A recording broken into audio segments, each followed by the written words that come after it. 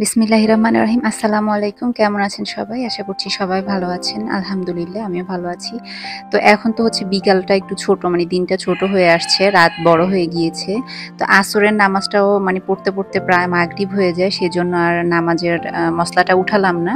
আমি আসরের নামাজ পড়েছি। আর আমি যখন নামাজ পড়ি ওই সময় তো আমার হাসব্যান্ড মানে চলে যায়। মানে সে দুপুরে খাওয়া-দাওয়া করে কিছুক্ষণ ঘুমায়। এরপর হচ্ছে ৫ টার দিকে আবার চলে যায় তার কাজে। আর আমার শাশুড়ি এই মুহূর্তে ঘুমাচ্ছে। উনি হচ্ছে আসরের নামাজটা পড়েই ঘুমায় একটু।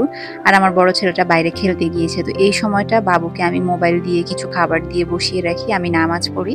আর এই তো নামাজ পড়া শেষে যেহেতু এখন মাগরিবের আজান দিয়ে দিবে, সেজন্য আমি এখন আর মসলাটা উঠালাম না। ওটা থাকুক ওভাবে।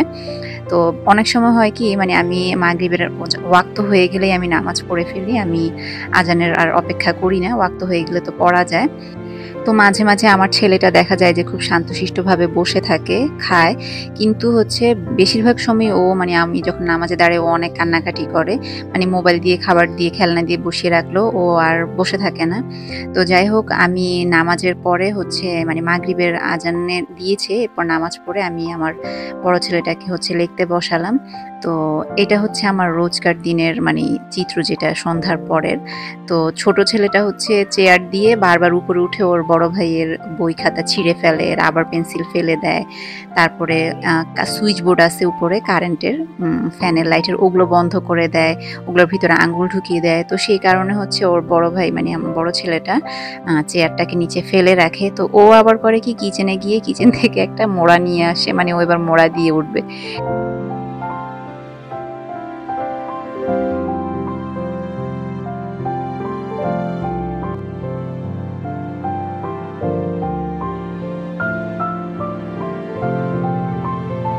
ওর দাদুর কাছে যদি দিয়ে আসি তাহলে অল্প কিছুক্ষণ থাকে, বেশিক্ষণ থাকে না।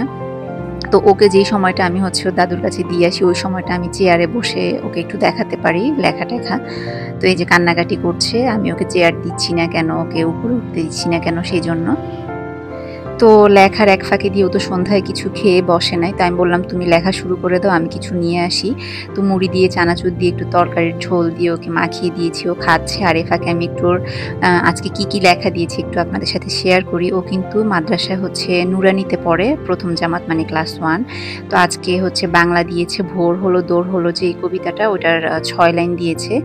আর ইংরেজি হচ্ছে গতকালকে এগুলো পড়িয়েছিল মানে বৃহস্পতিবারে হচ্ছে ওদের ৫ টা ফুলের নাম, ফলের নাম, অ্যানিমেলস এর নাম এগুলো পড়ায়। আর আজকে হচ্ছে যে এটা পড়িয়েছে শিক্ষক আর ছাত্রের মধ্যে যে কথোপকথন ওগুলো হচ্ছে পড়িয়েছে আর লিখিয়েছে। Look at the picture, look at the door, তারপরে এরকম কিছু জিনিস আরকি। তো এই হচ্ছে ওর ইংরেজি পড়া আর বাংলা পড়া। আর আসলে আমি মাদ্রাসাটাকে বেশি পছন্দ করি এইজন্যই যে নুরানীতে হচ্ছে ওদের সব মানে পড়ানো হয়। আ আলাদা আর আরবির জন্য টিচার রাখতে হয় না। এইজন্যই আসলে আমার এখন ভালোই লাগে যে মনে হয় যে না ঠিকমতো ঠিক জায়গাতে বাচ্চাকে দিয়েছি।